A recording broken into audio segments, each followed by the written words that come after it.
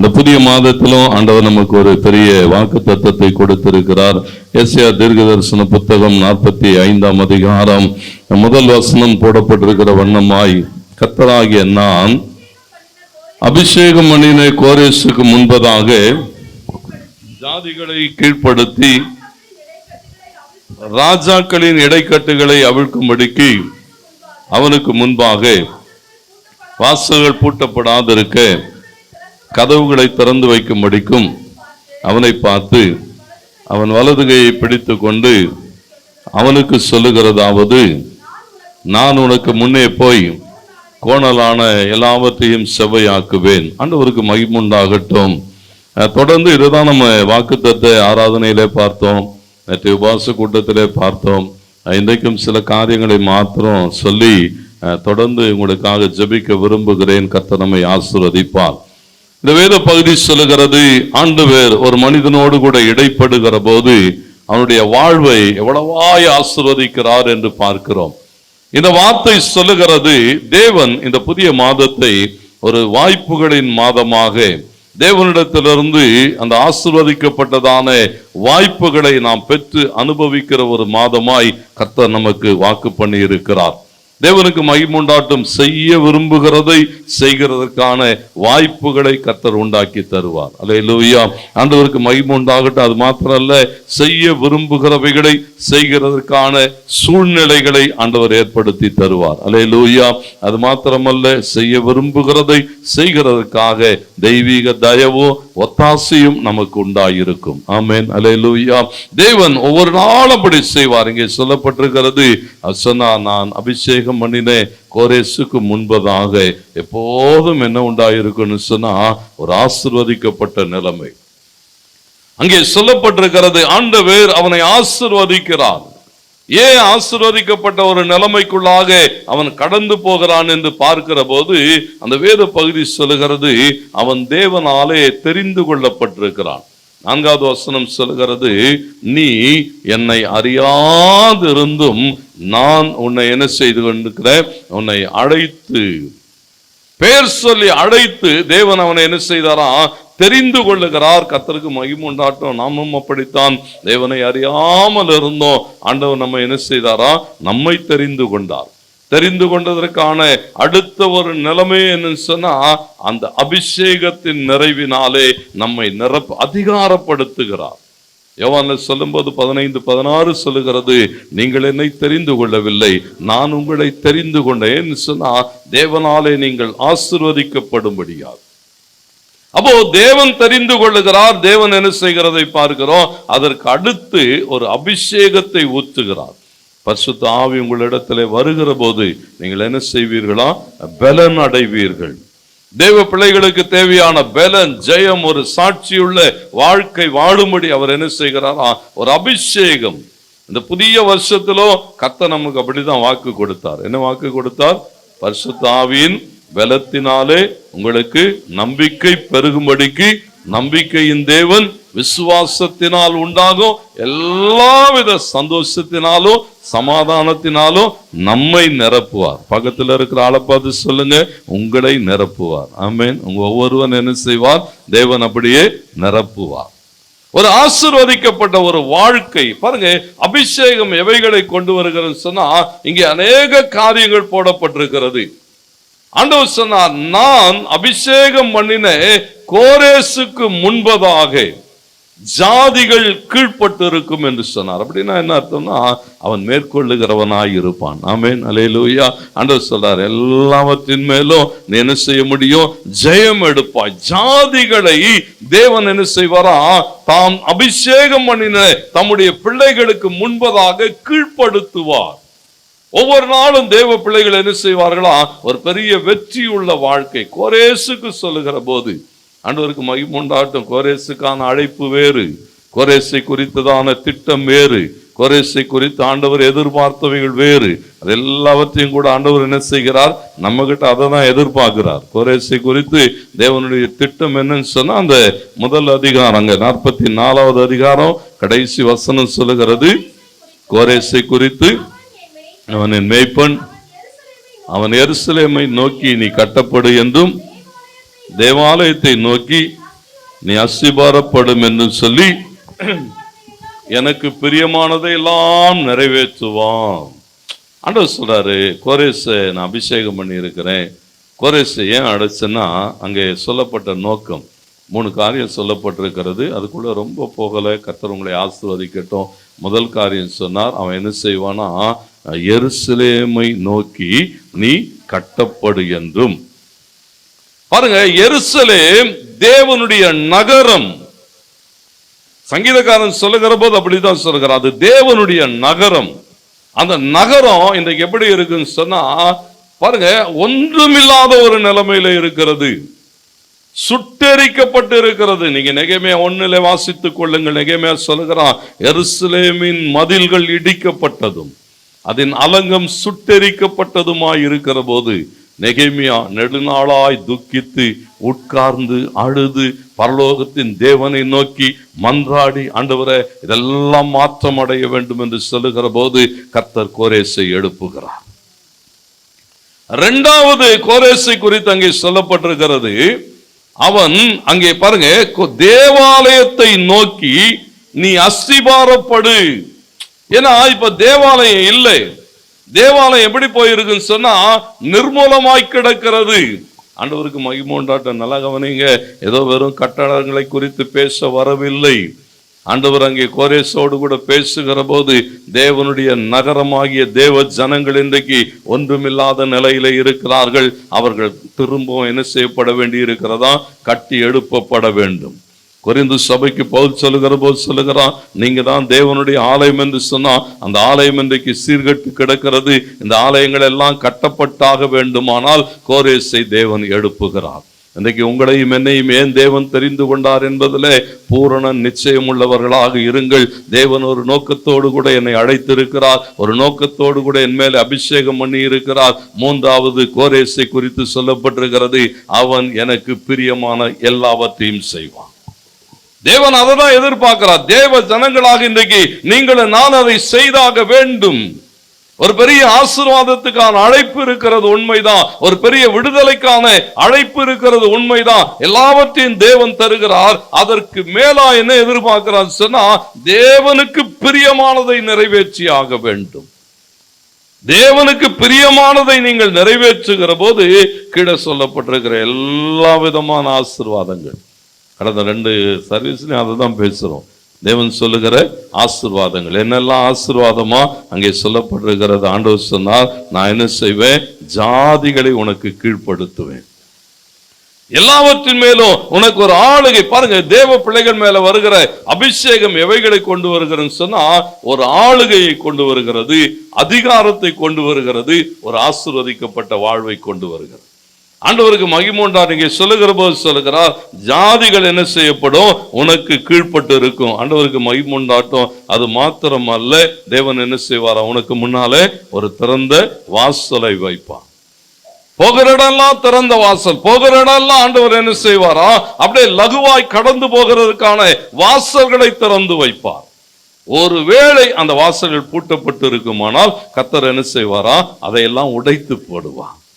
வெண்கல கதவுகளையும் இருப்பு தாழ்பால்களை என்ன செய்வாரா, உடைப்பார். அதுக்காக தான் அவர் என்ன செய்கிறாரா, முன்னாலே போகிறார். மிக அப்படித்தான் சொல்லுகிறார். 2:13 தடைகளை நீக்கி போடுகிறவர் உங்களுக்கு முன்பதாக போகிறார். ஒவ்வொரு நாளும் என்ன செய்வாரா, தடையெல்லாம் நீக்கி போடுவார். யோவான் சொல்லுகிற போது சொல்லுகிறான், அந்த மேய்ப்பன் ஆடுகளை திறந்து விட்ட பின்பு ஆடுகளுக்கு முன்னாலே போகிறான் என்று சொன்னா, என் ஆடுகளுக்கு நான் வழிகாட்டட்டும், என் ஆடுகளுக்கு என்ன செய்ய வேண்டும், தேவையானவைகளை நான் பார்த்து கொடுக்கட்டும். கர்த்தர் முன்னாலே போய் கோணலான எல்லாவற்றையும் செவ்வையாக்குவார். எதெல்லாம் கோணலாய் கிடக்கிறதோ எல்லாம் என்ன செய்யப்படுமா, செவ்வையாக்கப்படும். ஆண்டவருக்கு மகிமை உண்டாட்டம். அநேக ஆசீர்வாதங்களை தேவன் இந்த வேத பகுதியிலே நம்மோடு கூட பேசுகிறார். அது சொல்லுகிறார், வெண்கல கதவுகளை உடைத்து இருப்பு தாழ்பால்களை முறித்து, பாருங்க, அந்தகாரத்தில் இருக்கிற பொக்கிஷம், ஒளிப்பிடத்தில் இருக்கிற புதையல்கள், தேவனுக்கு மகிமை எல்லாம் நம்முடைய தான். சத்துரு என்ன செய்கிறானா, கொள்ளையாடி கொண்டு போய் வைத்திருக்கிற போது கர்த்தர் அவைகளை திரும்ப நம்முடைய கரங்களிலே கொடுப்பார். ஆண்டவர் எடுத்து கொடுப்பார். கர்த்தருக்கு மகிமை உண்டார். பாருங்க, அவர் சொல்லுகிறார், நானே கர்த்தர் என்று நீ அறியும்படிக்கு என்னெல்லாம் செய்ய முடியுமோ அத்தனை விதமான ஆசீர்வாதங்கள் இங்கே போடப்பட்டிருக்கிறது. தேவனுக்கு மகிமை உண்டான தேவ பிள்ளைகளாக தேவனாலே நாம் என்ன செய்யப்பட்டிருக்கிறோம்? அழைக்கப்பட்டிருக்கிறோம், அபிஷேகம் பண்ணப்பட்டிருக்கிறோம். ஆசீர்வாதத்துக்கு நேராக தேவன் நித்தமும் நம்ம என்ன செய்கிறார்? நடத்தி கொண்டிருக்கிறார். கர்த்தருக்கு மகிமை உண்டாட்டும். அவைகளை சரியாய் உணர்ந்து கொள்ளுகிற போது கோரேசோடு கூட வெறும் இவைகள் மாத்திரம் அங்கே சொல்லப்படலை. ஆண்டவர் அங்கே அந்த வார்த்தை சொல்லுகிறது, அவனுக்கு முன்பதாக வாசல்கள் பூட்டப்படாதிருக்க கதவுகளை திறந்து வைக்கும்படிக்கும். பாருங்களேன், அடுத்த வார்த்தை என்னன்னு சொன்னா அவனை பார்த்து அப்படின்னு போட்டு. அப்படின்னா என்ன? கர்த்தர் அவன் மேலே கண்ணோக்கமாய் இருக்கிறார். ஒவ்வொரு நாளும் தேவன் என்ன செய்வாராம் பாருங்க, ஏதோ சும்மா அப்படியே போகிறது அல்ல, கண்ணோக்கமாய் இருப்பார். தேவனுக்கு மகிமை உண்டாகட்டும். ஒவ்வொரு நாளும் அந்த தேவ பிரசன்னத்தை சந்திக்கிற ஒரு அனுபவம். இரண்டாவது அங்கே சொல்லப்பட்டிருக்கிறது, அவனுடைய வலது கையை பிடித்து. வலது கையை பிடிச்சு என்ன சொல்லுவாராம்?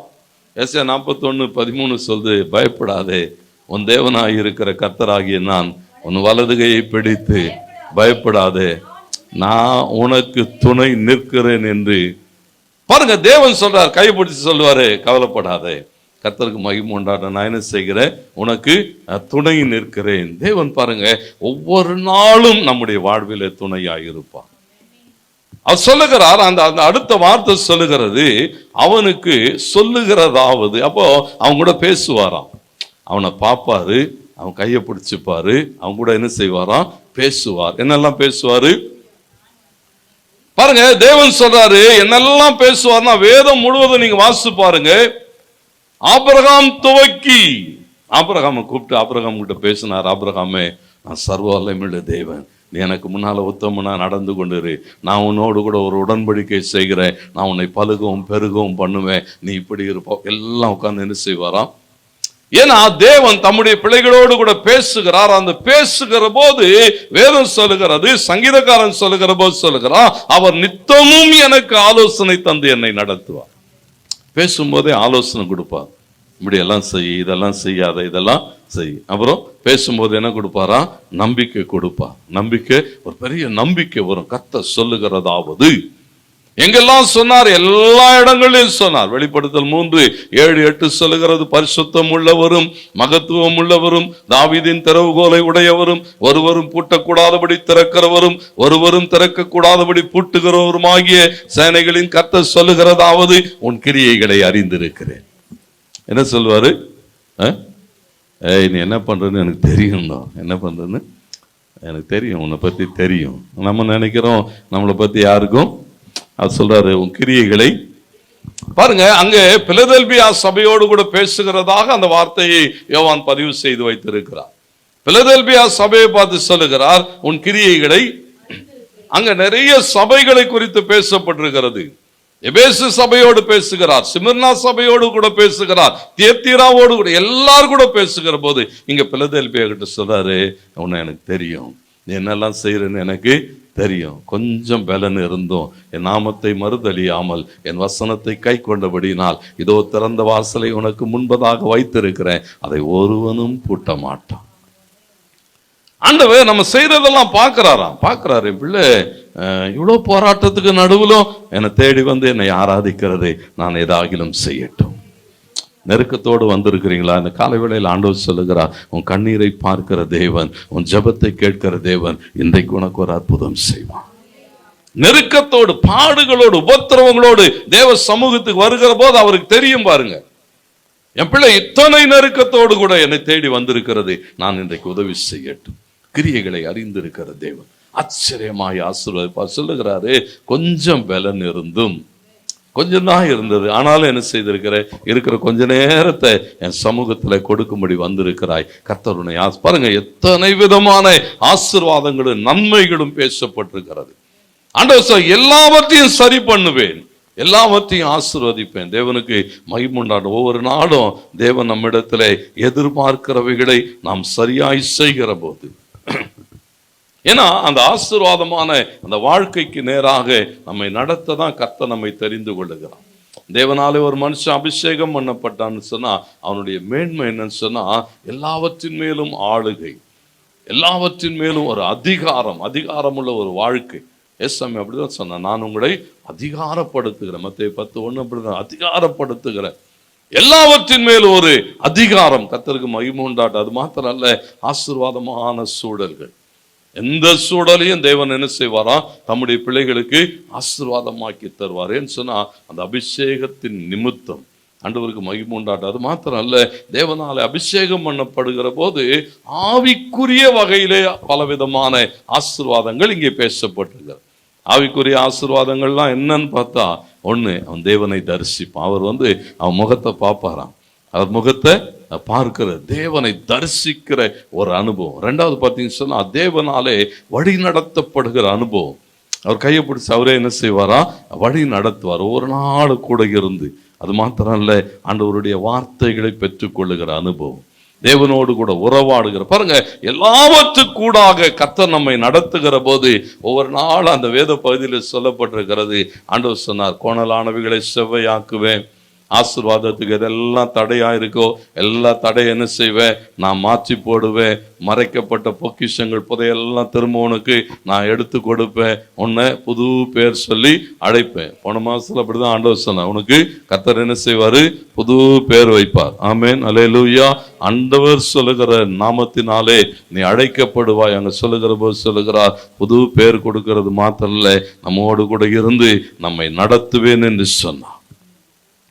ஆண்டவருக்கு மகிமை உண்டாகட்டும். ஒரு 3 பேரை மாத்திரம் சுருக்கமாய் நான் உங்களுக்கு காண்பித்து கொடுக்கட்டேன் சொன்னா, தேவனாலே அபிஷேகம் பண்ணப்படுகிற போது கோரேசை குறித்து சொல்லப்பட்டிருக்கிறது. கோரேசை ஏன் தெரிந்து கொண்டார்? உபவாச கூட்டத்தில் சொல்லுகிற போது சொன்னேன், கோரேசை தேவன் தெரிந்து கொண்டதனுடைய நோக்கம், இந்த ஜனங்கள் விடுதலை ஆகணும். இஸ்ரவேல் ஜனங்கள் என்ன செய்யப்படணும்? விடுதலை ஆகணும். எங்கே இருக்கிறார்களா? பாபிலோனிய சிறையிருப்பிலே இருக்கிறார்கள். பாபிலோன் அன்றைக்கு அந்த பூமி பந்தை ஆண்டு கொண்டு இருந்த ஒரு தேசம். பாருங்க, ஒரு பெரிய சிறையிருப்பு. எரேமியா சொல்லும் போது எரேமியா தொடர்ந்து சொல்லுவான். எரேமியா புத்தகம் முழுவதும் வாசித்து பாருங்க. இஸ்ரவேல் ஜனங்களை பார்த்து சொல்லுவான், தேவனுக்கு விரோதமா பாவம் செய்யாதீங்க, தேவனுக்கு விரோதமா பேசாதீங்க, தேவனுக்கு விரோதமான காரியங்களை செய்கிற போது கர்த்தர் உங்களை சிறையிருப்புக்கு அனுப்புவார் என்று ஓயாமல் சொல்லிக்கொண்டே இருப்பான். ஜனங்கள் என்ன செய்யாது? அந்த வார்த்தைகளை கேட்காத போது வேதம் சொல்லுகிறது, அவர்கள் பாபிலோனிய சிறையிருப்புக்கு போனார்கள். இதுதான் சரித்திரம். இப்போ பாபிலோனிய சிறையிருப்பில் இருக்கிற ஜனங்களை தேவன் வெளியே கொண்டு வர விரும்பினார். அப்போ தேவன் அவர்களை வெளியே கொண்டு வருகிறதுக்கு யாரை பயன்படுத்துகிறாரா? கோரேசை பயன்படுத்துகிறார். கோரேசை பார்த்து சொன்னார், மேய்ப்பேன், என் ஜனங்களை நடத்துவான், வெளியே கொண்டு வரணும். கர்த்தருக்கு மகிமை உண்டாகட்டும். ஆண்டவர் என்ன செய்கிறதை பார்க்கிறோம். கோரேசை பயன்படுத்துகிறார். கோரேஸ் தான் சொல்றான், யாரெல்லாம் அவங்க ஜனங்க இருக்கிறீங்களோ, யாரெல்லாம் போக விரும்புறீங்களோ எல்லாம் நீங்க என்ன செய்யுங்க, எருசலேமுக்கு போங்க, தேவாலயத்தை கட்டுங்க, எல்லாவற்றையும் சொல்லி அனுப்புகிறான். பாருங்க, இவைகள் நடந்ததற்கு பின்பு நெகேமியா காலத்தில் அவர்கள் எழும்பி ஆலயத்தை கட்டுகிறதுக்கான அந்த பிரயாசங்கள், அலங்கத்தை கட்டுகிறதுக்கான பிரயாசங்கள் எடுக்கிற போது தொபியா, சன்பல்லாத் போன்றவர்கள் எல்லாம் விரோதமாய் பேசுகிற போது ஒரே ஒரு வார்த்தை தான் சொன்னா, இல்ல ஐயா, நாங்க சுயமா கட்டல, தேவன் ஒரு மனுஷனை அனுப்பினார். கோரேஸ் என்கிற ஒரு ராஜா இந்த தேசத்தை ஆண்டான், அவன் தான் எங்களுக்கு அதிகாரம் கொடுத்தான்னு சொன்னா, வேதம் சொல்லுகிறது, போய் அதெல்லாம் செக் பண்ணி பார்த்தாங்களாம். செக் பண்ணி பார்த்தா என்ன இருந்ததா? ஏன் சொல்றேன்னா பாருங்களேன், கோரேஸ் எப்படி இருந்தான்னு சொன்னா, ரொம்ப நேர்த்தியா அதெல்லாம் டைரியில எழுதி வச்சிருந்தான். ஒருவேளை அந்த ரிஜிஸ்டர் இல்லைன்னு சொன்னா இங்க கட்டி இருக்க முடியாது. ஏன்னா கோரேஸ் தேவன் அழைத்த அழைப்பில எவ்வளவு உக்ரானத்துவம் உள்ளவனா இருக்கிறான். ஒருவேளை நாளைக்கு யாராவது தடை பண்ணக்கூடாதுன்னு என்ன செய்தானா, எல்லாவற்றையும் எழுதி வைக்கிறான். நேபுகாத் நேச்சார் தேவனுடைய ஆலயத்திலிருந்து கொண்டு போன எல்லாவற்றையும் என்ன செய்தானா, அங்கே கொண்டு கூப்பிட்டு, ஆளுங்களை கூப்பிட்டு ஒவ்வொன்றாக எண்ணி கொடுத்தான் போட்டிருக்கு. இதெல்லாம் அங்கிருந்து வந்தது, கணக்கு பார்த்துக்கோங்க, ஒன்றும் மிஸ் ஆகக்கூடாது. தேவனுடைய ஆலயத்துது எல்லாத்தையும் கொண்டு போய் என்ன செய்யுங்க, பத்திரமா தேவாலயத்துக்கு கொண்டு போங்க. ஏன் பாருங்க, நம்முடைய வாழ்க்கையில தேவன் என்ன எதிர்பார்க்கிறார் சொன்ன, கோரேஸ் அழைக்கப்பட்ட அழைப்பிலே காரியங்களை செய்தான். கோரேஸை போல தேவனுக்கு மகிமை உண்டாட்டும். நீங்களும் நானும் அழைக்கப்பட்டிருக்கிறோம். இந்த அழைப்பு, இந்த நோக்கத்தை சரியாய் செய்கிற போது கர்த்தர் எல்லா வகையிலும் நம்மை ஆசீர்வதிக்கிறார். பாருங்க, தேவனாலே தெரிந்து கொள்ளப்பட்ட ஒரு மனுஷன் என்று மோசேயை நாம் பார்க்கிறோம். மோசேயினுடைய வாழ்க்கை, ஆண்டவருக்கு மகிமை உண்டாகட்டும், மோசேயினுடைய வாழ்க்கையை நீங்க ஒரு 3 பகுதிகளாக பிரிக்க முடியும். மோசேயினுடைய வாழ்க்கை அந்த முதல் பகுதி என்னன்னு சொன்னா, ஆண்டவர் என்ன செய்தாரா, அவனை வளர்த்தெடுத்த ஒரு காலம். ஆச்சரியமா இருக்கும். கர்த்தருக்கு மகிமை உண்டாகட்டும். மோசே தேவனாலே தெரிந்து கொள்ளப்படுகிற போது மரணத்தின் வாயிலிருந்து கர்த்தர் அவனை கொண்டு வந்தான். ஏன்னா அன்றைக்கு இருந்த சூழல்கள் அப்படிப்பட்ட சூழல்கள். எல்லா பிள்ளைகளும் செத்து விழுந்து கொண்டு இருக்க கர்த்தர் மோசேயை மாத்திரம் என்ன செய்தாரா, பிழைக்க வைத்தார். சூழல்கள் எல்லா பிள்ளைகளுக்கு எதிராக இருந்தது, மோசேக்கு மாத்திரம் எப்படி இருந்ததா, சாதகமாய் மாறுகிறது. ஆண்டவர் மோசேயை பாருங்க, கர்த்தருக்கு மகிமை உண்டாகட்டும், அவனை வளர்த்து எடுக்கிறார். நதியிலிருந்து எடுத்து பார்வோனின் குமாரத்தின் இடத்திலே கொண்டு போய் மோசேக்கு என்னெல்லாம் தேவையோ எல்லாவற்றையும் தந்து என்ன செய்தாரா, மோசேயை தேவன் வளர்த்தெடுத்த ஒரு காலம் இருந்தது. 2வது காலம் என்னன்னு சொன்னா, மோசேயை தேவன் பழக்குவித்த ஒரு காலம் இருந்தது. வனாந்தரத்துல கொண்டு வந்து என்ன செய்கிறதை பார்க்கிறோம். கொஞ்ச நாள் வனாந்தரத்துல தான் இருக்கிறான். தேவனுக்கு மகிமை உண்டா. ஏன்னா வனாந்தரம் எப்படி இருக்கணும்னு அவனுக்கு தெரியணும். ஏன்னா இன்னும் இருக்கு 40 வருஷம் என்ன செய்யணும், வனாந்தரத்துல பிரயாணம் பண்ணணும். அப்போ வனாந்தரத்திலே கர்த்தர் அவனை பழக்குவித்த ஒரு காலம் இருந்தது. ட்ரெயின் பண்றாரு. தேவனுக்கு மகிமை உண்டாகட்டும், ஆண்டவருக்கு மகிமையாக. அது மாத்திரம் அல்ல, 3வது ஒரு காலம்தான் தேவனுக்காக என்ன செய்யப்பட வேண்டி இருந்ததா, செயலாற்றுகிற ஒரு காலம். தேவனுக்கு மகிமையாக பாருங்க. அப்போ ஆண்டவர் மோசேயோடு கூட என்ன செய்தார்னா, இங்கே நம்ம கோரேசை பார்க்கிற போது கோரேசை தேவன் என்ன செய்தாரா, அவனுடைய வலக்கரத்தை பிடித்தது போல மோசேயோடு கூட தேவன் ஒரு உடன்படிக்கை செய்தார். கூப்பிடுகிற போதே அப்படிதான் கூப்பிட்டார். முட்செடியில் இருந்து நீங்க யாத்திராம 2-3 எல்லாம் வாசிக்கோங்க. கர்த்தர் உங்களை ஆசீர்வதிக்கட்டும். அந்த வேத பகுதிகள் சொல்லுகிறது, பற்றி எரிகிற முட்செடிக்கு நடுவில் இருந்து கர்த்தர் மோசே மோசே என்று கூப்பிட்டார். கூப்பிட்ட போது அவனோடு கூட ஒரு உடன்படிக்கை செய்கிறார். நீ வா, என் ஜனங்களை மீட்டு கொண்டு வரும்படி உன்னை எகிப்துக்கு அனுப்புவேன்னு சொன்னார். பார்வோன் இடத்துக்கு அனுப்புவேன்னு சொன்னார். உன் கூட வருவேன்னு சொன்னார். என்னெல்லாம் உடன்படிக்கை செய்தாரோ அத்தனையும் செய்கிறதை பார்க்கிறோம். இப்போ மோசேனுடைய வாழ்க்கையை நீங்க பார்க்கிற போது அந்த வேத பகுதிகள் சொல்லுகிறது, மோசே எப்படி இருக்கிறான்னு சொன்னா, ஆளுகை உடையவனாக மாறி போகிறான். ஆண்டவர் சொன்னார், உன் கையில இருக்கிற கோலை எடுத்துக்கொண்டு நீ போ, நீ ஆளுகை செய்வான். எல்லாவற்றின் மேலும் கர்த்தருக்கு மகிமை உண்டாகட்டும். ஆளுகை, இயற்கையின் மேல ஆளுகை. அந்த வேத பகுதிகள் சொல்லுகிறது, மோசே தேவன் சொன்ன வார்த்தையின்படி அந்த நதியை அடிக்கிறான். நதி மாத்திரமல்ல, எகிப்திலிருந்து எல்லா நீர்நிலைகளும் ரத்தமாய் மாறி போகிறது. எகிப்தில இருந்து எல்லா புழுதிகளும் என்ன செய்ததா, பேண்களாய் மாறி போகிறது. ஏன்னா தேவன் என்ன செய்திருந்தார், அவனை அதிகாரப்படுத்தி இருந்தார். கர்த்தருக்கு மகிமை உண்டாகட்டும். ஒவ்வொரு நாளும் தேவ பிள்ளைகளுக்கு அப்படித்தான். அடைக்கப்பட்ட அடைப்பிலே அந்த அபிஷேகத்திலே ஓடுகிற போது, மோசேயை யார் அபிஷேகம் பண்ணினா, ஆட்களை அபிஷேகம் பண்ணுகிறதுக்கெல்லாம் ஆட்களை தேவன் வைத்திருந்தார். கர்த்தருக்கு மகிமை உண்டாகட்டும். ராஜாக்கள் அபிஷேகம் பண்ணப்பட்டார்கள், ஆசாரியர்கள் அபிஷேகம் பண்ணப்பட்டார்கள், தீர்க்கதரிசிகள் அபிஷேகம் பண்ணப்பட்டார்கள். மோசேயை கர்த்தரே அபிஷேகம் பண்ணினார். மோசே தான் அதுக்கப்புறம் யார் அபிஷேகம் பண்ணுகிறான், ஆசாரியனை அபிஷேகம் பண்ணுகிறான், தீர்க்கதரிசிகள் பின்னாலே அபிஷேகம். தேவனாலே அபிஷேகம் பண்ணோம். இதே அபிஷேகம் தான் கொஞ்சம் குறையாம கர்த்தர் உங்க மேலே என் மேலேயும் வைத்திருக்கிறார். நம்மளை யார் அபிஷேகம் பண்ணா, அவரே அபிஷேகம் பண்ணாராம். பரத்திலிருந்து என்ன செய்யப்பட்டதா, அந்த அபிஷேகம் நேரடியாய் தேவ பிள்ளைகள் மேலே ஊற்றப்படுகிறது. கர்த்தரே அபிஷேகம் பண்ணுகிறார். இவனுடைய வாழ்வில் இங்க பாருங்க, இந்த அபிஷேகம் வருகிறது, அழைப்பு வருகிறது, அனுப்பப்படுகிறான். ஒரு பெரிய ஆளுகை பொருந்தினவனாக இருக்கிறான். எல்லாவற்றின் மேல ஆளுகை, இயற்கையின் மேலே ஆளுகை. ஆண்டவருக்கு மகிமை உண்டாகட்டும். சத்துருக்கள் மேலே ஆளுகை. மந்திரவாதிகள் அவனுக்கு முன்னால ஒண்ணும் செய்ய முடியலையா. அப்படியே திகைத்து போய் மந்திரவாதிகள் சொன்னார்கள் என்று அங்கே எழுதப்பட்டிருக்கிறது. இது தேவனுடைய விரல். ஆண்டவருக்கு மகிமை உண்டாகட்டும். ஏன் சொன்னா, கர்த்தர் நம்மோடு கூட இருக்கிற போது சகலவற்றின் மேலும் அதிகாரம். 34:7 சொல்லுகிறது, சரீர பிரகாரமாக ஒரு பலவீனமும் இல்லையா. மோசே 120 வயதுள்ளவனாக இருந்தான். அவன் சரீரத்துல கண்ணு நல்லா தெரிஞ்சதான். கண்ணு என்ன செஞ்சதான், கண்ணுல ஒரு பிரச்சனையும் இல்லை. கர்த்தருக்கு மகிமை உண்டாட்டும். இப்போ அப்படி இல்லை, இப்போ அப்படி இல்லை. கர்த்தருக்கு மகிமை உண்டாட்டும்.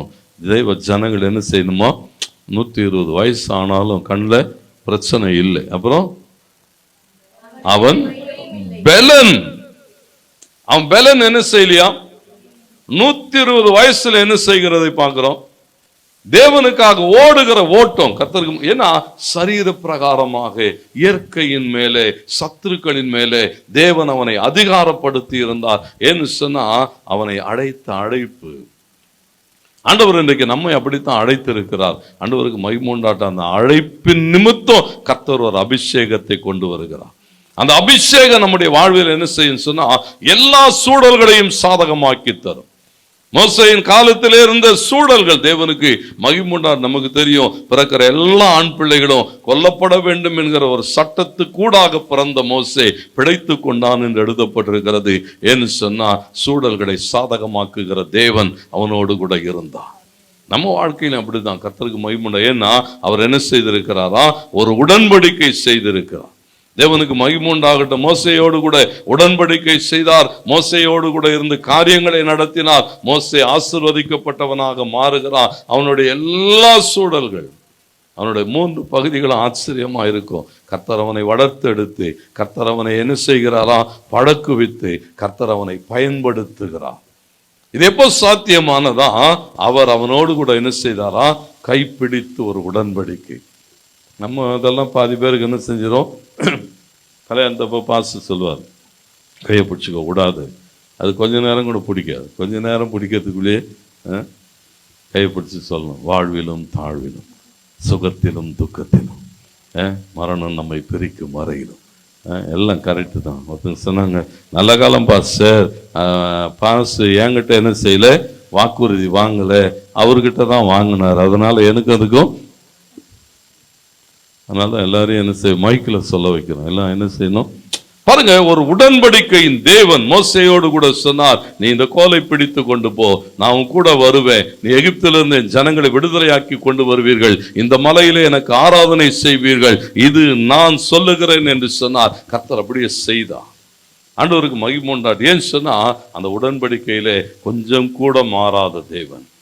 2வது பார்த்தீங்கன்னா சொன்னா இங்கே போடப்பட்டிருக்கிறது, கோரேசை தேவன் என்ன செய்தாரா? கண்ணோக்கினார் என்று எழுதப்பட்டிருக்கிறது. பார்த்துக்கிட்டே இருக்கிறார். கர்த்தருக்கு மகிமை உண்டாகட்டும். ஏன்னா அந்த கண்ணோக்குகிற அனுபவம். அண்ணால் வந்து ஜெபம் பண்ணுவான். நீங்க அந்த 1 சாமுவேல்லாம் 1 அதிகாரம் 2வது அதிகாரம்லாம் வாசிங்கன்னா தேவாலயத்தில் வந்து அண்ணால் எப்படி தெரியுமா ஜெபம் பண்ணுவான்? தேவரீர் என் சிறுமையை கண்ணோக்கி பார்த்து. எவ்வளோ பாடுபடுறான் ஆண்டவரே, எவ்வளோ பாடுகள், உபத்திரவங்கள், அவமானங்கள், நிந்தைக்குள்ளாய் போயிட்டு இருக்கிறேன், என்ன கொஞ்சம் கண்ணோக்கி பாரும். ஆண்டவருக்கு மகிமை. தேவன் பாருங்க, இங்கே தாவீதுடைய வாழ்விலே நீங்கள் பார்க்கிற போது தேவன் தாவீதை கண்ணோக்கி பார்க்கிறார். ஆண்டவருக்கு மகிமை உண்டாகட்டும். ஏதாகிலும் செய்தாக வேண்டும். ஏன்னா ஒரு பெரிய யுத்தம் நடந்து கொண்டு இருக்கிறது. இஸ்ரவேல் ஜனங்கள் 40 நாட்களா என்ன செய்யப்பட்டிருக்கிறார்களா? தோற்கடிக்கப்பட்ட நிலைமையில இருக்கிற போது தேவன் என்ன செய்கிறதை பார்க்கிறோம். தாவீதை அழைக்கிறார். சங்கீதம் 78:70 சொல்லுகிறது, தம்முடைய தாசனாகிய தாவீதை தெரிந்து கொண்டு ஆட்டு தொழுவங்களிலிருந்து அவனை எடுத்தார். அந்த வார்த்தை அப்படியே தொடர்ந்து போகுது. கரவலாடுகளின் பின்னாக அலைந்து கொண்டிருந்த அவனை பாருங்க, ஒரு அதிகாரத்தோடு கூட கூட்டு வராது.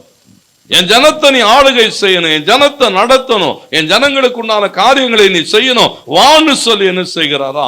தாவீதை கூட்டிக் கொண்டு வருகிறதை பார்க்கிறோம். சங்கீதம் 89:19 சொல்லுது. அதுக்காக தேவன் என்ன செய்தாரா? வார்த்தை பாருங்க, அங்க எழுதப்பட்டிருக்கிறது. கர்த்தர் பாத்தீங்கம்மா பாருங்க, அப்பொழுது நீர் உம்முடைய பக்தனுக்கு தரிசனமாகி சகாயம் செய்யத்தக்க ஒரு சக்தியை பாருங்க ஆண்டவர் சொல்லுகிறாரு. அவன் மேல என்ன செய்கிறதை பார்க்கிறோம். தேவன் அவனை தெரிந்து கொண்டது மாத்திரம் அல்ல, அவன் மேல என்ன செய்கிறாரா? அந்த அபிஷேகத்தை வைக்கிறார். 1 சாமுவேல் 16:12-13 வாசிங்க சொன்னா தேவனே சொன்னார். சாமுவேல் கிட்ட பேசுறார். சாமுவேல் பார்த்தீங்கன்னா ஒன்றன் பின் ஒன்றாக ஈசாயின் குமாரர்களை அழைத்து கொண்டு வந்து இவனான்னு அபிஷேகம் பண்ணுக தேடிக்கொண்டு இருக்கிற போது தாவீது வந்த மாத்திரத்தில் தேவன் அவனை பார்த்து சொன்னார், இவன் தான், எழுந்து இவனை எனக்காக அபிஷேகம் பண்ணு. அப்போ தாவீது பாருங்க, தாவீதுடைய வாழ்க்கையிலே தேவன் அவனை பார்த்தது மாத்திரம் அல்ல, அவனை ஒரு நோக்கத்தோடு கூட அழைத்து கொண்டு வருகிறார். இந்த நோக்கத்தை செய்யும்படியாய் தேவன் என்ன செய்திருந்தாரா? தாவீதை வளர்த்தெடுத்திருந்தார், தாவீதை பழக்குவித்திருந்தார். அப்புறம்தான் தாவீதை என்ன செய்தாரா? பயன்படுத்தினார். இந்த 3 காலங்கள், தேவன் நம்மை வளர்த்தெடுக்கிற ஒரு காலம் உண்டு, தேவன் நம்மை பழக்குவிக்கிற காலம் உண்டு, தேவன் பயன்படுத்துகிற ஒரு காலம் உண்டு. தாவீது பாருங்க, அவன் வாழ்க்கையில இந்த கரடி சிங்கத்து கூட எல்லாம் சண்டை போட்டு போட்டு கோலியாத்தை பார்க்கும்போது அவனுக்கு சாதாரணமாயிட்டது. அவன் சொல்றான், இல்லை இல்லை, இதெல்லாம் ஆல்ரெடி நான் யாரு ட்ரெயின் பண்ணப்பட்டிருக்கிறேன், இதெல்லாம் எனக்கு ஒன்றும் பெரிய பிரச்சனை கிடையாது. தேவன் வளர்த்தெடுத்தான், வீட்டில் வச்சு வளர்த்தெடுத்தார், தேவைகளை சந்தித்தார், ஆச்சரியமாய் நடத்தினார், ஒவ்வொரு நாளும் கூட இருந்து ட்ரெயின் பண்ணி கொண்டு வந்து பாருங்க. அதுக்கப்புறம் அந்த யுத்தங்களுக்கூடாக தாவீது கடந்து போகிற போது அதெல்லாம் லகுவாய் சந்திக்கிறான். ஆண்டவருக்கு மகிமை உண்டாகட்டும். ஒருவேளை நீங்க கடந்து போகிற சூழல்களை குறித்து கவலைப்படுறீங்களா? ஒன்றும் கவலைப்படாதீங்க. தேவன் ஒரு சின்ன ட்ரைனிங் கொடுத்துன்னு இருக்கிறாரு. ட்ரைனிங் எதுக்குன்னு சொன்னா, வெற்றியை எடுத்து கொள்ளும்படியா, ஒரு பெரிய ஜெயத்துக்குள்ளாய் கர்த்தர் நடத்தும்படியா தாவீதுடைய வாழ்வில் அங்கு சொல்லப்பட்டிருக்கிறது. வாசியங்கள் என்னோடு கூட 2 சாமுவேல் 22ஆம் அதிகாரம் 51வது வசனம் பாருங்க. தாம் ஏற்படுத்தின ராஜாவுக்கு மகத்தான ரட்சிப்பை அளித்து தாம் அபிஷேகம் பண்ணின தாவீதுக்கும் அவன் சந்ததிக்கும் பாருங்க, ஆண்டவர் சதா காலமும் கிருபை செய்கிறார். தேவன் பாருங்க, அவனை ராஜாவாய் அழைத்து கொண்டு வந்தார். என் ஜனங்களை நடத்தணும், என் ஜனங்களுக்கு நீ என்ன செய்யணும்?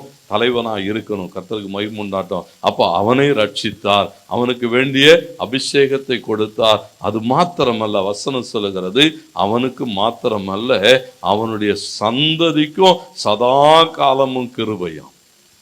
தேவன் இன்றைக்கு அப்படித்தான். கர்த்தராலே தெரிந்து கொள்ளப்பட்டிருக்கிறோம், கர்த்தராலே அபிஷேகம் பண்ணப்பட்டிருக்கிறோம். நமக்கு மாத்திரம் அல்ல, நம்முடைய சந்ததிகளுக்கும் தேவ கிருபை உண்டாயிருக்கும். சதா காலங்களுக்கும் அந்த சந்ததிகள் மேல என்ன உண்டாயிருக்குமா? கிருபை உண்டாயிருக்குன்னு சொன்னா, தேவனுடைய அழைப்பிலே நாம் ஓடுகிற போது வேதம் முழுவதும் நீங்க வாசித்து பாருங்க. கர்த்தருக்கு மகிமை உண்டாகட்டும். யாரையெல்லாம் தேவன் தெரிந்து கொண்டாரோ, யாரையெல்லாம் அழைத்தாரோ, யாரையெல்லாம் அபிஷேகம் பண்ணினாரோ, எல்லாரோடும் கூட கர்த்தர் என்ன செய்தாரா? ஆச்சரியமான மாற்றங்களை செய்தார். கடைசியாக அங்கே கோரேசோடு கூட பேசுகிற போது அந்த வார்த்தை சொல்லுது, அவங்ககிட்ட ஆண்டவர் என்ன செய்தாரா? சொல்லுகிறதாவது அப்படின்னு போட்டிருக்கு பாருங்க. ஒண்ணு நம்ம என்ன பார்க்கிறோம்? கண்ணோக்கமாயிருந்தார், கையை பிடித்து ஒரு உடன்படிக்கை செய்தார். 3வது காரியம் என்னன்னு சொன்னா, தேவன் பேசுவார். தேவன் என்ன செய்வார்? ஒவ்வொரு நாளும் நம்ம கூட பேசுவார், ஒவ்வொரு நாளும் நம்ம கூட பேசுவார். பேசுகிற போது வாக்குத்தத்தம் வந்தா நமக்கு எப்படி இருக்கும்? வாக்குத்தத்தம் வந்தா ஆண்டவர் சொன்னார் பாருங்க, தேவியராமோ 26ல நினைக்கிற மாசம், நான் உங்களோடு கூட என்ன செய்வேன்? என்னுடைய வசனத்தை உறுதிப்படுத்தி உங்களை பலுகவும் பெருகவும் பண்ணி உங்களை என்ன வாசிங்கம்மா? நான் உங்கள் மேல் கண்ணோக்கமாயிருந்து உங்களை பலுகவும் பெருகவும் பண்ணி பாருங்க. இப்படி ஒரு வார்த்தை வந்தா நமக்கு எப்படி இருக்கும்? அல்லேலூயா. எப்படி? அல்லேலூயா. இன்னும் நிறைய வார்த்தைகள் இருக்கு வேதத்துல, அநேக வார்த்தைகள் உண்டு. தேவன் தான் பேசுறான். வேதம் முழுவதும் தேவன் நம்மோடு கூட அந்த வார்த்தைகளை சார்ந்து கொள்ளுகிற போது, அந்த வார்த்தைகளுக்கு பின்னாலே நிற்கிற போது பாருங்க, தேவன் பேசுகிறார். இங்கே ஒரு மனுஷனை கவனியுங்கள். எசேக்கியாவை குறித்து வேதம் பதிவு செய்து வைத்திருக்கிறது. எசேக்கியாவினுடைய வாழ்விலே தேவன் அவனோடு கூட பேசுகிற போது 2 ராஜாக்கள் 18ஆம் அதிகாரம் 6வது வசனமும் 7வது வசனமும், அவன் கர்த்தரை விட்டு பின்வாங்காமல் அவரை சார்ந்திருந்து கர்த்தர் மோசேக்கு கற்பித்த அவருடைய கற்பனைகளை கை கொண்டு நடந்தான். ஆகையால் கர்த்தர் அவனோடு இருந்தார். அவன் போகிற இடம் எங்கும் பாருங்க அவனுக்கு அனுகூலமாயிற்று. அவன் அசீரிய ராஜாவை சேவிக்காமல் அவன் அதிகாரத்தை தள்ளிவிட்டான் என்று போடப்படும். எசேக்கியாவை பாருங்க, ஆண்டவர் சொல்றாரு, அவன் என்ன செய்தான்னு சொன்னா, மோசேயை கொண்டு தேவன் கற்பித்த கற்பனைகளை விட்டு விடாமல், ஆண்டவர் சொன்னார், தேவனுடைய வார்த்தை வந்தது, அந்த வார்த்தைகளை என்ன செய்கிறானா கை கொண்டு நடக்கிற போது, ஆசீர்வதிப்பன்னா ஆசீர்வதிப்பார், வழிகாட்டுவன்னா வழிகாட்டுவார், ஆலோசனை சொல்லுவன்னு சொன்னா ஆலோசனை சொல்லுவார். அப்ப அந்த ஆலோசனைகளின்படி நடக்கிற போது எசேக்கியா அப்படி செய்த போது கர்த்தர் என்ன செய்தாரா? அவனோடு கூட இருந்தார். அவன் போகிற இடம்லாம் என்ன செய்ததுன்னு போட்டிருக்கு, எல்லா வாசல்கள் திறந்திருந்தது. எல்லா வாசல்களும் அனுகூலம். கர்த்தருக்கு மகிமை உண்டாடு. தேவன் நமக்கு அப்படித்தான் செய்வார். தேவன் சொல்லுகிற தேவனுடைய வார்த்தைகளை நீங்கள் சார்ந்து நடக்கிற போது ஆண்டவருக்கு மகிமை உண்டாடு. கோரேஸ் அப்படித்தான் கடந்து போனா கர்த்தர் அவனோடு கூட இருந்தார். ஒவ்வொரு தடைகள் இருக்கலாம், ஒரு பெரிய விசுவாசம் தேவ பிள்ளைகளாக பவுல் அந்த 1 கொரிந்தியர் 16:8-9 வசனங்களில் சொல்லுகிற போது சொல்லுகிறான், அந்த தேசத்துக்குள்ளாய் வருகிற போது எபேசு சபையோடு கூட அவன் பேசுகிற போது, எபேசு பட்டணத்தை குறித்து பேசுகிற போது சொல்லுகிறான், இங்கே என்னை விரோதிக்கிறவர்கள் அதிகம். இங்க அநேக பேர் என்னை விரோதிக்கிறார்கள், எதிராக இருக்கிறார்கள். ஆனா உன்னை குறித்து நான் கவலைப்பட மாட்டேன். ஏன்னு சொன்னா இங்கே பெரிதும் அனுகூலமான கதவு எனக்கு திறக்கப்பட்டிருக்கிறது. ஆமென் சொல்லுங்க.